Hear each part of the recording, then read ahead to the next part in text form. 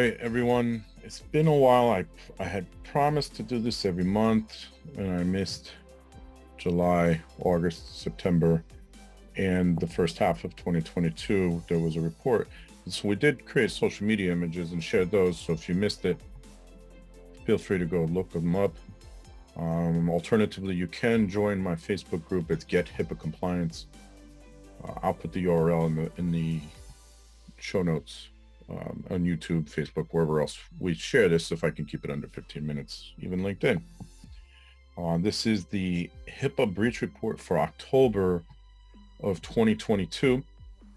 And we're going to talk about how people were breached, the numbers, and wasn't a good month at all by any stretch for numbers.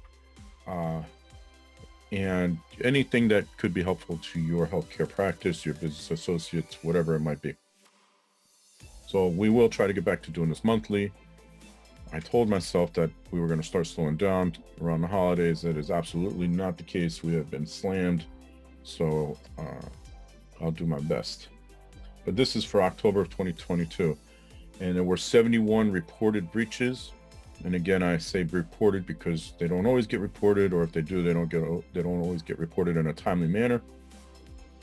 For 6,242,589 records breached. So I will tell you 71 breaches, second highest total for the year. May had 72. That was the highest total in October of 2022, the highest for 2022, or the highest in the last 12 months, I should say. The 6 million plus is the highest by a long shot over the last 12 months, with June, ironically the last time I did this, being the second highest with a little under 6 million. Now, 3 million of that is one breach in itself, and that was Advocate Aurora Health, and that is a healthcare provider, and it was code from a website that was passing patient information to Facebook, also known as Meta in some instances. And then there are other breaches from that same incident. So the hacking, the website code that was passing information over to Facebook, there are multiple breaches, but the number one breach, 3 million, Advocate Aurora Health. And then there's, even if I look just 4 breaches down to Wake Med Health and Hospitals, that one is just shy of 500,000. It's the same breach. And so there's that. And there was another breach similar to that for November, I believe. So we're going to see that again. And so this is going to be a theme I think you might start to see going forward with website code and leaks from websites. So overall, this is what we're looking at. This is the cybersecurity IT perspective of breaches. 77% hacking or IT incident. We'll get to that. 58.3 network server, 20.8 email, and 25.3 reported by business associate. And I highlight that A, because I do believe in the near future, business associates are going to become a target of the OCR, and B, because we are a business associate. So we have BAA in place with anybody who has PHI, and that BAA's business associate agreement, and any vendor you have that may have access to those records should have one in place. And so we have one in place. And we've never seen one single healthcare record in all of our work, and we still have the agreement in place. And it just tells us what we need to be aware of, what we need to do if anything does happen, and our responsibilities as the business associate. And that includes doing our own security risk assessment and so forth. 'Tis the season. We've been doing a lot of compliance audits outside of healthcare as well, and pretty similar, but not exactly the same. But most of our healthcare providers will start to ramp up over the next month with their security risk assessments, updating them. 20.8% of them through email. This is double what it was in September. I don't remember what it was the last time we did this. Sure, I could look it up. And that was back in June, but 20.8% in September. Okay, so June was 20%, so it's around the same. But for whatever reason, September was only 10% of phishing or breaches through email. October went back to 20.8, doubled September back to what it was before. Again, significantly lower than it had been in 2021, where we were looking in the 40s, 45, around 45% on average with email breaches. So this isn't terrible. This is a good, it's not a good number, but it's better than it was. So again, this happens when people click on links. We don't have mitigation in place to prevent phishing attacks. We're not training our employees on what to look for. They're clicking on links, they're clicking on text messages, they're being phished over the phone, various methods of phishing. And if you go to thehumanaelement.net, that's a podcast that I also run, a weekly podcast. And there you will see that when you combine multiple methods of phishing, the success rate significantly increases. 58.3 through network and services, anything on the network, essentially. So this is higher than June, and this is one of the highest months I've seen, 58.3%. So almost 60% of the breaches occurred through network servers or services, outdated routers, things like that.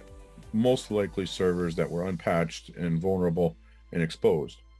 So those are some of the keys there. Remote desktop protocol shouldn't be on, or if it is, it should be secured with a VPN and some other methods, strong passwords. But it shouldn't be on. It shouldn't be exposed to the world. And if you're not updating your server, it's exposed to the internet. These are all risky things. Weak passwords, who has access to it, where is it located inside your practice? Is it in a locked closet, or is it out there for the whole world to gain access to? Various things. Almost 60% happen through servers and network services. That's not good for us IT folks. This is not painting a good picture of IT. Now, that could be because IT is not taking care of it, or it could be because we're looking at smaller practices that prefer not to have a managed service provider plan in place, because if you have reactive measures in place, reactive IT in place, you're exposing yourself because nobody's updating things when they need to get updated. And just as an example, Google Chrome, which almost everybody installs on their computers, had their 8th zero-day bug of the year just patched. So if that's not getting proactively patched, you're exposed. And if that's on your server, that server is exposed. 25.3% of the breaches occurred through business associates. This is much lower than June. Don't remember what it was in September. I'm sure I could find it if I looked quickly, but much lower than June for sure. And so that's a good sign. Or it's not being reported, one or the other. Or it might not even be known yet. That's the pessimist in me. I apologize for that, but it is what it is. So a lot of times business associates are not on the hook because they don't have the BA in writing. So the practice is now liable because the IT vendor or any business associate doesn't have that agreement in place. So if I'm the HVAC guy and I install a thermostat, but I don't secure it and it's accessible via the internet, and that thermostat isn't segregated from the rest of the network, and somehow somebody gains access to my environment through that thermostat, that becomes a big problem, a big potential breach, because now they can traverse through the network, potentially gain access to something they shouldn't have access to. They shouldn't have access to the thermostat either, and then expose that data. And so it could be as easy as that. I read a few years ago, somebody gained access through a thermostat in an aquarium. They gained access to a network. So anything is possible. Those types of things, that IoT devices should be segregated. They should not be on the same network as your computers and servers. But I think a lot of small practices may either not know or just choose not to do it. And finally, if you have questions, about your compliance in general, compliance or HIPAA compliance, this is how you can reach us. NoiragTech.com is our website, 888.91.cyber, and then support@NoiragTech. Feel free to contact us at any of those methods. People message me on Facebook or LinkedIn. They will message our company pages on those platforms. Whatever way you feel like you need to get a hold of us, feel free to call us, message us, email us, visit our website, fill in a form. We want to help. So hopefully this helps you. Hopefully this is helpful to you.